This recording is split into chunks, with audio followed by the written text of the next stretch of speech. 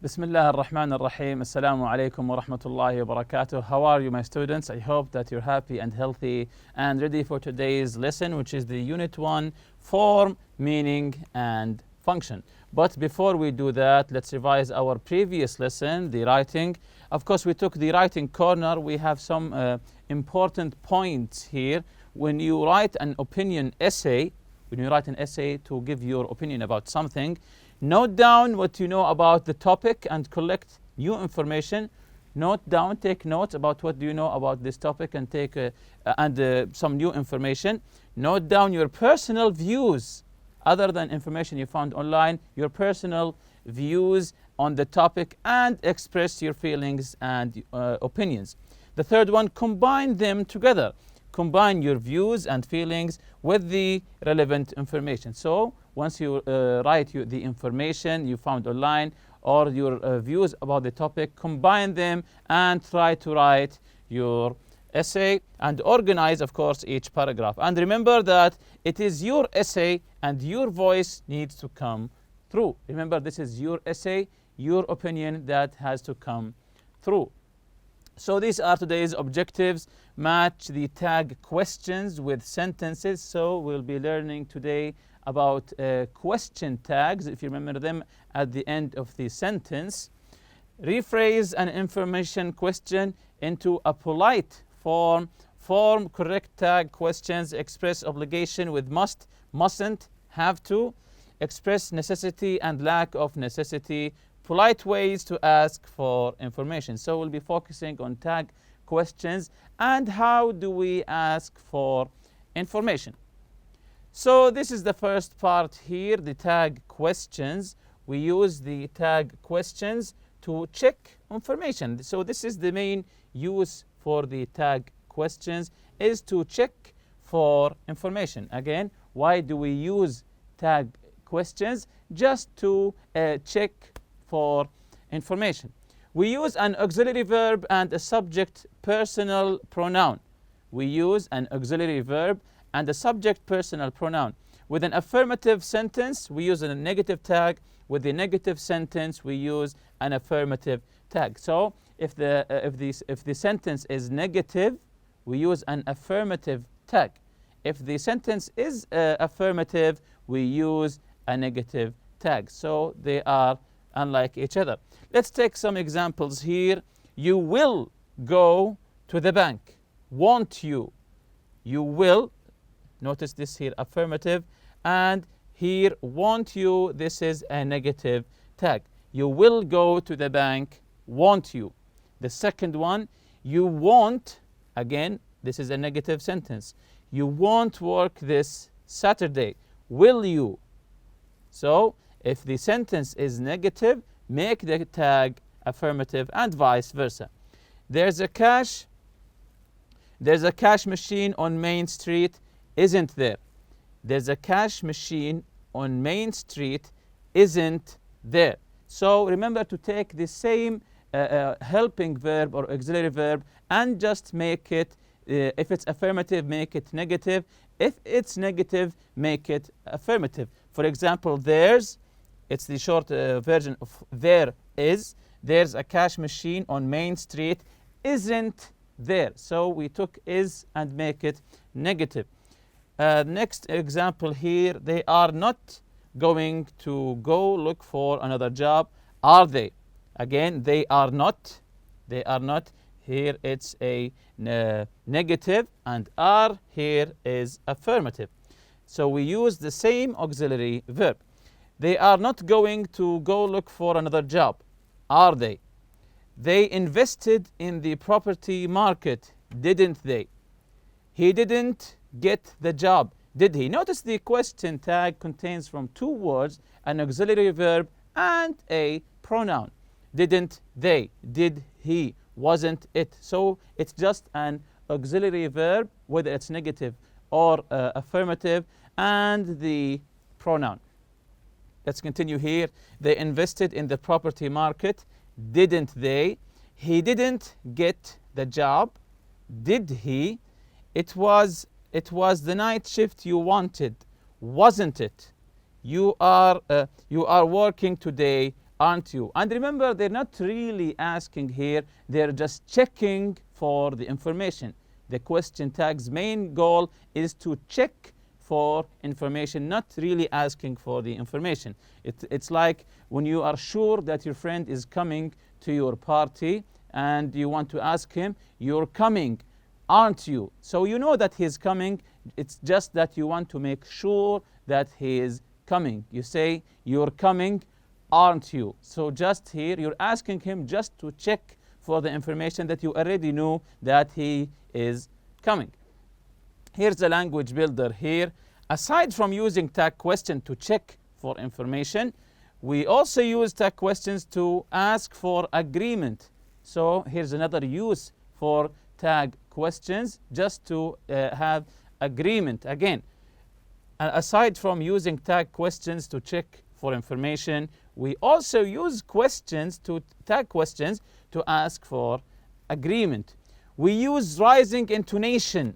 What does it mean to rise in intonation? Your voice goes up. Your voice goes up when we check information. So if the question tag here, main goal is to check for information, in the tag your voice will rise up, the intonation will go up. For example, you're going to come to the museum, aren't you? When I say aren't you, notice my voice is going higher here. So here is just checking for information. But falling intonation, meaning the voice goes down when we know the answer and are just asking for agreement. It means that when I know the answer, I'm just asking for agreement. I'm asking you to say, yes, I agree with what you say. Here's an example here. It's really hot, isn't it? It's really hot, isn't it? So I'm not raising my voice in the question tag here. I just want you to agree with what I say. Another part of the lesson here, polite ways to ask for information with can, could, and would. Polite ways, not any way, a polite way to ask for information with can, could, and would. Let's take some example here. Excuse me, can or could you tell me where the bank is? Again, excuse me, of course begin with excuse me.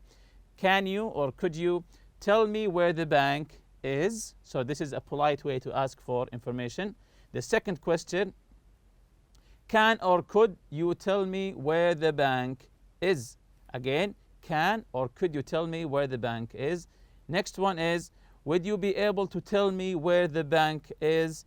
And the last one, would you mind telling me where the bank is? So these are some polite ways to ask for information. When you find someone, excuse me, can you tell me where the restaurant is? Can you tell me where the bank is? You can say either can or could or would, just as like you want. Can, could, and would.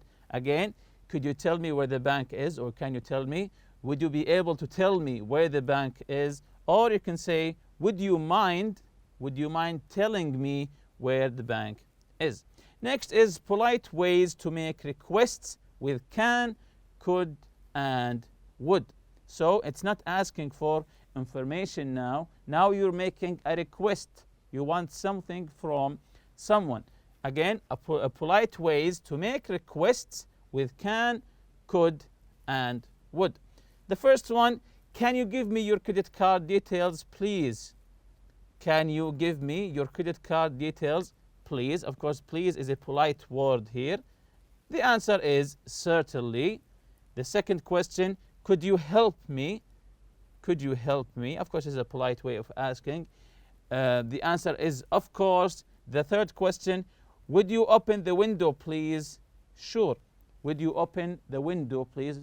For example, if you're in class and the air is stuffed there, you say to your friend, would you open the window, please? And he will say sure, and then he will open the window. Could and would are a little more polite than can and will. This is just a small note here that could and would are just a little bit more polite than can and will. Of course, they are all polite, but could and would are a little bit more polite than can and will. Language builder here, each modal verb, can, could, will, would, etc., can have several different meanings. Of course, we know that. For example, the meaning of will in will you do well on the test next week is a question about the future. So will here, will you do well on the test is a question about the future. The meaning of will in will you open that door for me is a request. So one will is talking about the future, the other will is just a request for someone to do something. In the latter, the last one, in the latter case, we can substitute will for can. We can substitute will for can, could, and would with no change in the actual meaning. So when you say, can you open that door for me? Could you open that door for me? They are all the same, just making a request. So let's answer the exercise here. Exercise A. Read the conversation between the bank teller and a customer.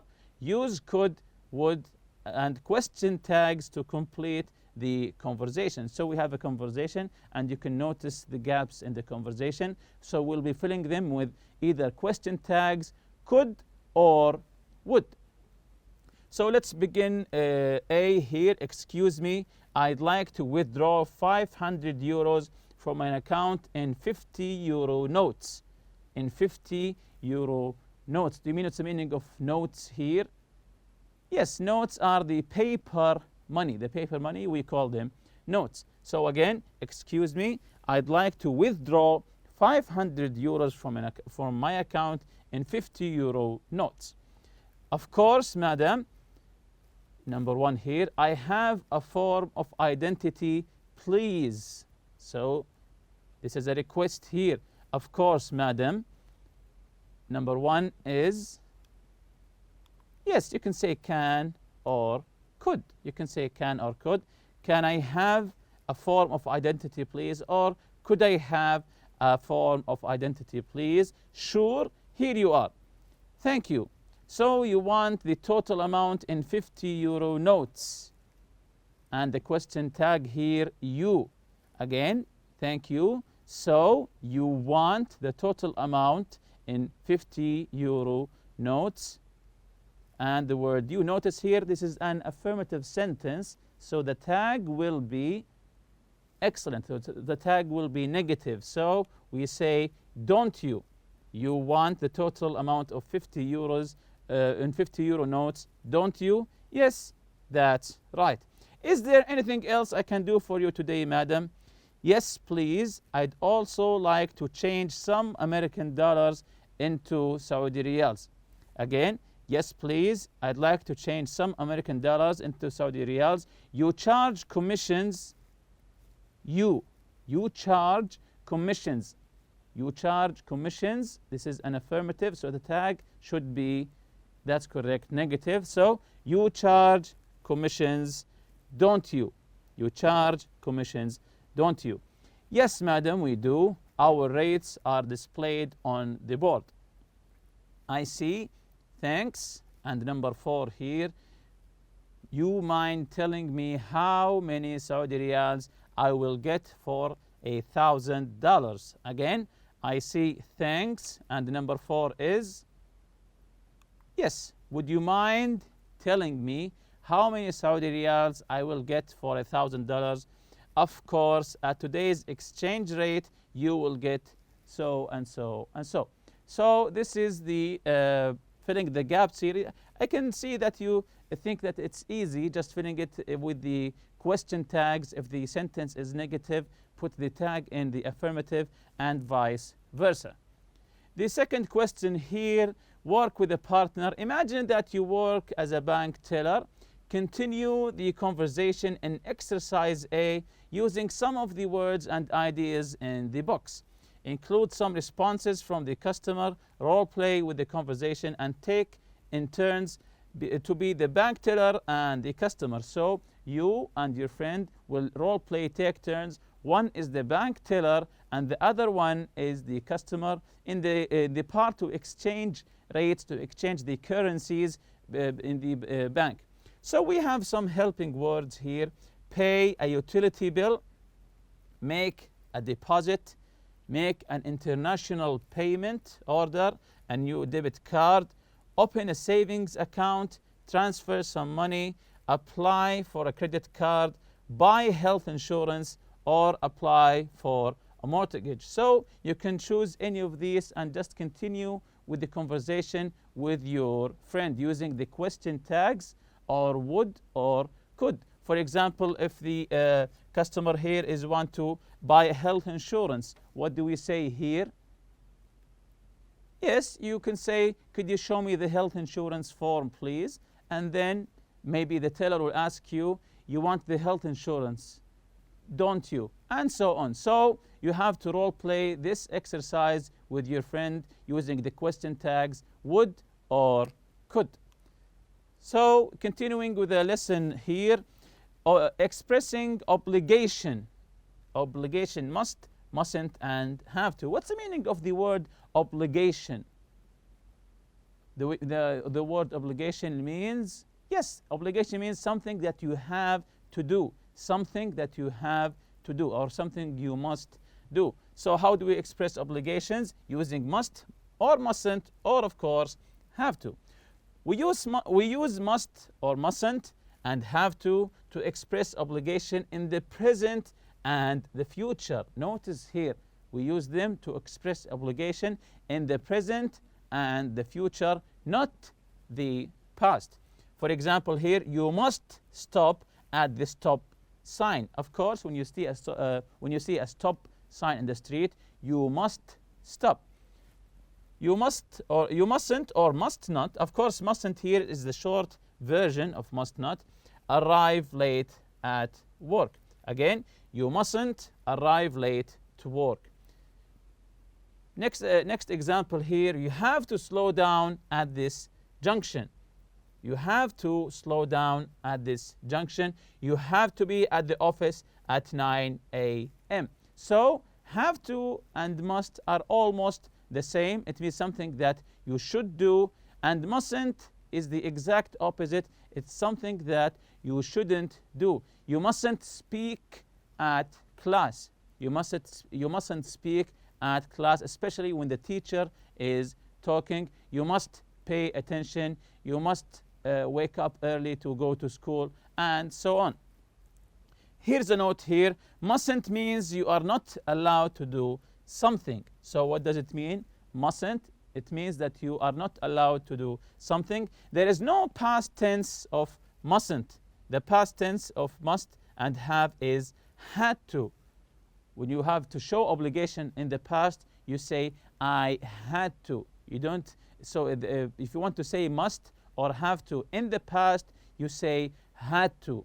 But the mustn't, the negative form of must, it doesn't have any past tense. In American English, have to is used more often than must to express obligation or necessity. In American English, they use have to more than must. Must not or mustn't means that something is prohibited. There is no choice. Mustn't, it means there's no choice. For example, you must not speak in an exam. You will be disqualified.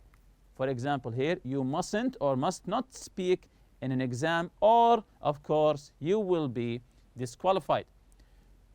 Continuing with our lesson here, to express necessity and lack of necessity, have to, need to, needn't, don't have to, or don't need to. So to express necessity, something that is necessary, or the lack of necessity, something that isn't necessary to do. So we use have to, need to, needn't, don't have to, and don't need to.